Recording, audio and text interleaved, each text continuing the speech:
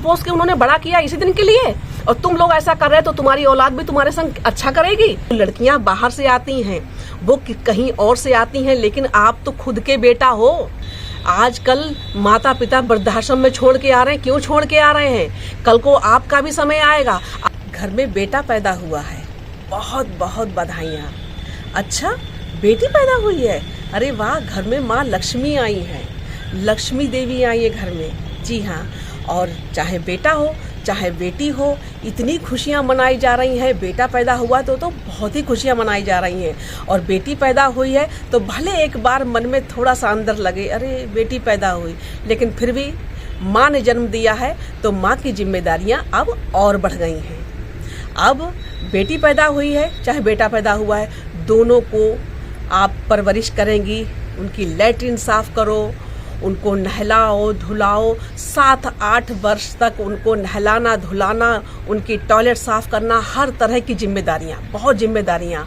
और उसके बाद में फिर उनकी पढ़ाई लिखाई की बहुत सारी जिम्मेदारियाँ आप लोगों की, कि भाई बेटा पैदा हुआ है तो भी, बेटा है तो भी पढ़ाओ लिखाओ, बेटी है तो भी पढ़ाओ लिखाओ। अच्छा, जो कुछ आपको करना था आपने कर लिया बेटी की। लेकिन एक बात और होती है कि लोग चाहते हैं कि देखिए कितना भी कुछ हो, लेकिन बेटा पैदा होता है तो खुशियां तो बहुत ही मनाई जाती हैं, लेकिन बेटी पैदा होने पर थोड़ी मन में खटास हो जाती है कि बेटी हुई है। उनके पड़ोसी रिश्तेदार घर वाले बेटी पैदा हुई है, लेकिन कुछ लोग मन महसूस के ये कह जाते हैं हाँ चलो ठीक है, बेटी पैदा घर में हमारे लक्ष्मी आई है। मन को अब कहना तो पड़ेगा ही भाई, भले अंदर मन में चाहे आपके जो भी चल रहा हो, ठीक है। उसके बाद में आपने उनकी परवरिश करके उनको बड़ा किया, उसके बाद में उनकी पढ़ाई लिखाई पूरी करी, ठीक करवाई। उसके बाद में जो है, जहाँ वो 17-18 वर्ष के वो हुए, जहाँ वो 20 वर्ष के या 22 वर्ष के हुए, अब आपकी जिम्मेदारी उन्होंने, आपकी नहीं खत्म हुई अपने अंदर से, लेकिन उन्होंने आपकी जिम्मेदारी को कम कर दिया, क्योंकि अब वो बालिग हो गए हैं।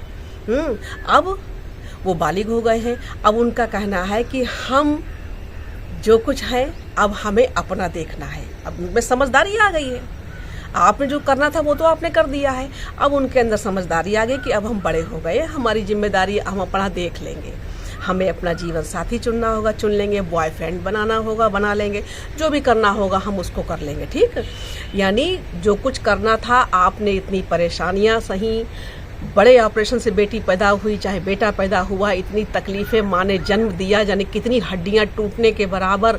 पहली बात माँ ने 9 महीने कोख में रखा, उसके बाद में उसने जाने कितनी हड्डियाँ टूटने के बराबर उसने पैदा करते समय दर्द सहा। उसके बाद में जब छोटे बच्चे होते हैं तो माँ को कितना करना पड़ता है, इसके लिए मुझे बताने की ज़रूरत नहीं है, जितनी माएँ हैं वो सब समझ रही होंगी। उसके बाद में सारा कुछ माँ बाप कर चुके हैं, लेकिन उनकी जिम्मेदारी अब आती है बेटों की शादी करने के लिए, बेटी और बेटा दोनों की शादी करने की। अच्छा, बेटा बेटी की शादी करने की जब बारी आती है तो वो अपने आप देखने लगते हैं, मुझे अपना जीवन साथी चुनना है, मैं अपनी मर्जी का मालिक हूँ, मैं बालिग हो गया हूँ, मैं बालिग हो गई हूँ।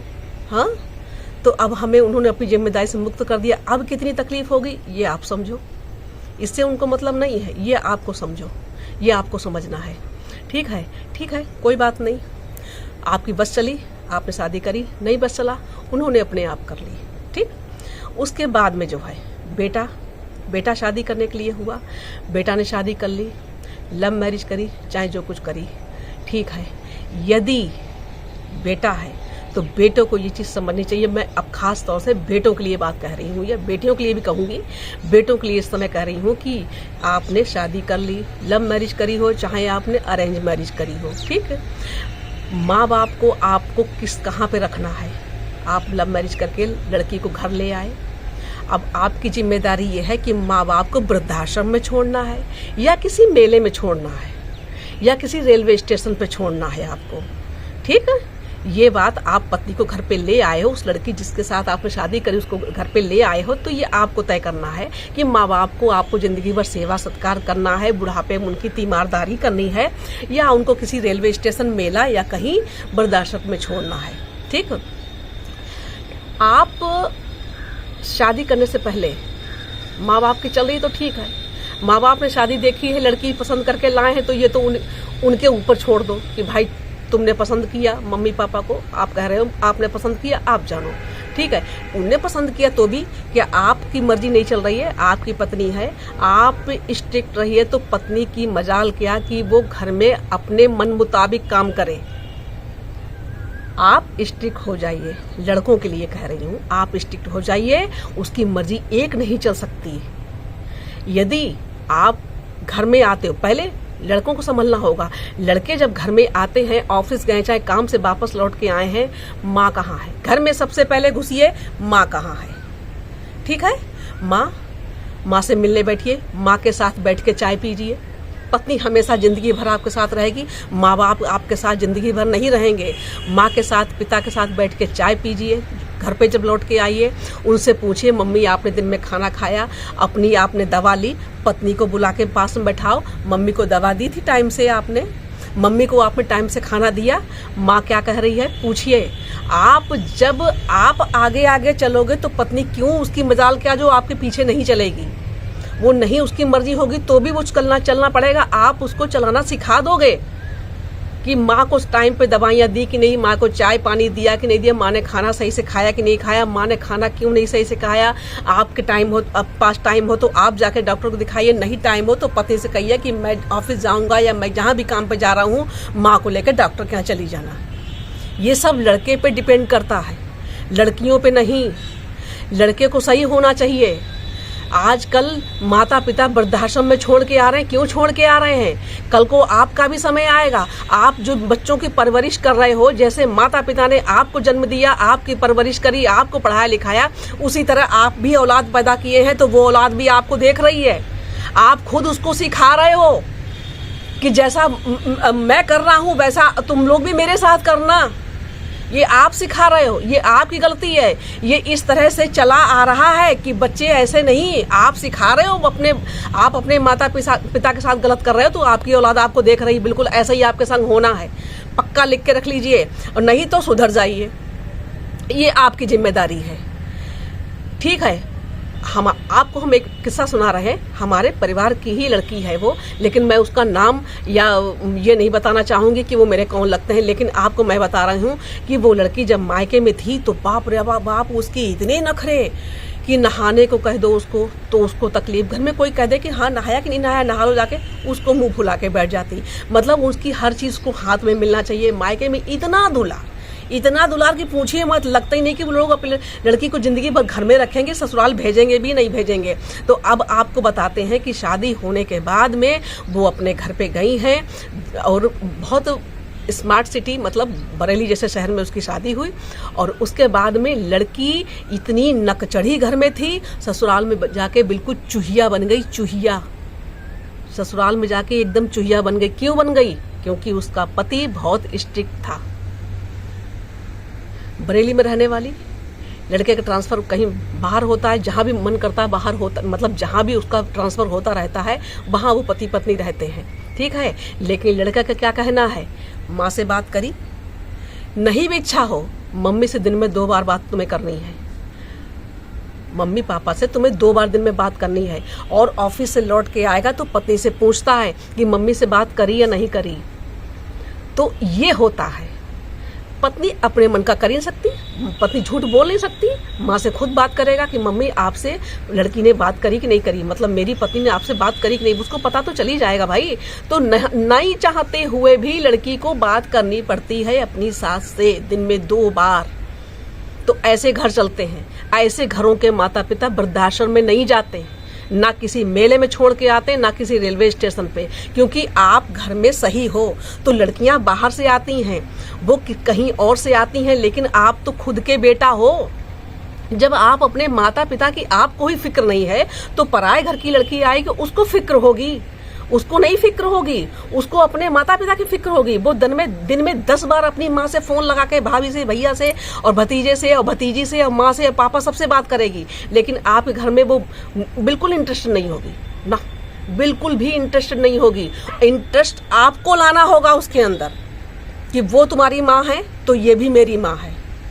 तुम माता पिता बेटी को अपने घर में 20, 22, 30 साल तक रखते हैं, लेकिन सारी जिंदगी तुम्हें अपने पति के घर में गुजारनी है। इन्होंने अपना बेटा तुमको दिया है, इन्होंने अपना घरबार तुम्हें दिया है, इन्होंने ही अपना सब कुछ दिया है। अब सारी जिंदगी तुम डोली में बैठ के आ गई तो अर्थी तुम्हारी इसी घर से उठेगी।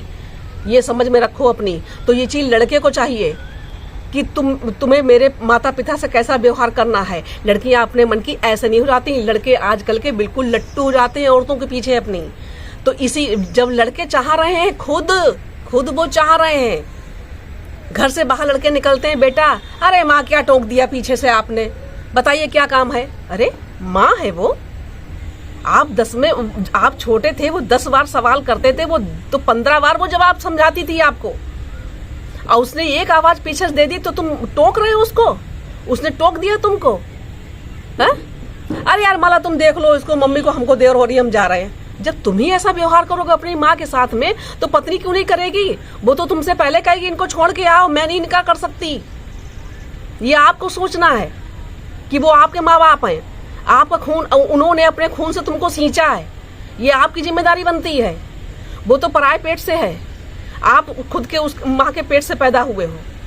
ये आपकी माँ है, आपके माँ बाप हैं, इन्होंने आपको जन्म दिया है, पाला है, पोसा है, सींचा है अपने खून पसीने से आपको, तो ये जिम्मेदारी तुम्हारी बनती है। ये मैं लड़कों के लिए कह रही हूँ, ये इसलिए कह रही हूँ कि आजकल के माता पिता वृद्धाश्रम क्यों जा रहे हैं। बहुएं अपने ससुर को, सास को घर में पीट के, बाल घसीट के घर में मार रही हैं। अपनी सासों को एक कमरे में बंद कर देती हैं, उस कमरे से इतनी बदबू आती है, उस कमरे की सफाई नहीं होती है, पेशाब की बदबू, सास उसमें पेशाब भी करे, चाहे मल मूत्र जो भी करे, सफाई करने वाली आती है, सफाई करती है, उस कमरे में कोई झांकने नहीं जाता है। जो भी रूखा सूखा उनके कमरे में डाल दिया जाता है, खाओ यहीं पे लेटो, दवाइयां फेंक दी, खाओ अपने जो कुछ करो। अरे भाई तुम्हारे माँ बाप है, इसीलिए वृद्धाश्रम खोले हैं इतने। वृद्धाश्रम सरकार को बंद कर देने चाहिए, ऐसे कानून बनाने चाहिए सरकार को। सरकार खुद वृद्धाश्रम खोल रही है तो उनको तो और आराम है। लड़के विदेश में चाहे कहीं भी हैं, वो उनके अंतिम संस्कार में भी शामिल नहीं हो पाते हैं। पंडितों को उनके खाते में पैसे डाल देते हैं कि पंडित जी ये पैसा लीजिए, हमारे घर पे जाकर ये कार्यक्रम कर दीजिएगा, और घर के जो 1-2 जिम्मेदार होते हैं पैसे भेज दिए, ये सब सामान ले आना, अंतिम संस्कार करवा देना। वो पिंडदान तक नहीं करने जाते हैं। तो किसकी गलती है? लड़कों की गलती है। जो दूसरी घर की लड़कियां आती हैं उनकी गलती नहीं है। मुझे ये कह के बहुत गुस्सा, मेरा खून खौलने लगता है कि माता पिता हैं वो वृद्धाश्रम में जिंदगी बिताएं। सारी जिंदगी तुम लोग ऐश करो उनकी संपत्ति पे, पाल पोस के उन्होंने बड़ा किया इसी दिन के लिए, और तुम लोग ऐसा कर रहे हो तो तुम्हारी औलाद भी तुम्हारे संग अच्छा करेगी, ये उम्मीद रखते हो कि औलाद तुम्हारे संग अच्छा करेगी? नहीं ना। ये तो समझ में आता है बुढ़ापे पे, जब बिस्तर पे मरने के लिए छोड़ दिया जाता है, उनको कहीं मरने के लिए उनको बाहर छोड़ देते हैं, अनजान जगहों पे छोड़ के चले आते हैं। माताएं रोती हैं। कुंभ के मेले में, महाकुंभ के मेले में कितनी माताओं को छोड़ के उनके बेटे बहू चले गए हैं। कितनी शर्मनाक बात है आप लोगों के लिए। आप धिक्कार है ऐसी औलाद पे जो अपनी माता पिता के साथ ऐसा करते हैं। बेटियां अपने लोग आजकल की बेटियां अपने माता पिता को बहुत अच्छी तरह से पाल लेंगी, उनकी बहुत अच्छी तरीके से उनकी बुढ़ापे में सेवा कर लेंगी। सास ससुर की नहीं कर सकती। लड़कों को अपने माता पिता की सेवा करनी है, आपको करनी है, आपकी जिम्मेदारी बनती है। पत्नी आप लाए हो, आप लव मैरिज करी चाहे अरेंज मैरिज करी, ये वहां पे आपने अगर कोर्ट मैरिज करी है तो आप जो कोर्ट मैरिज के कागज होते हैं उसके साथ में एक कागज और टाइप करके लगवाइए, सबके साइन करवाइए, वकीलों के साइन करवाइए, और जो भी गवाह उनके साइन करवाइए कि ठीक है मैं इसको अपने घर ले जा रहा हूं। मैं अगर कोई गलती करता हूं तो उसकी जिम्मेदारी मेरी, चाहे मुझे जो भी कानून सजा दे मुझको, लेकिन यदि अगर ये मेरे माता पिता की सेवा नहीं करेगी तो ये इसकी जिम्मेदारी, ये उसकी सजा भुगतेगी। आप तुरंत लिखवाइए, कागजों में तुरंत लिखवाइए। अगर नहीं आपको अपने माता पिता की सेवा करनी है तो अपनी भी आप सोच लीजिए। वो तो आप वापस आना ही, जैसा बोगे वैसा ही काटोगे। बोया बबूल तो आम नहीं मिलेगा, मिलेगा बबूर ही।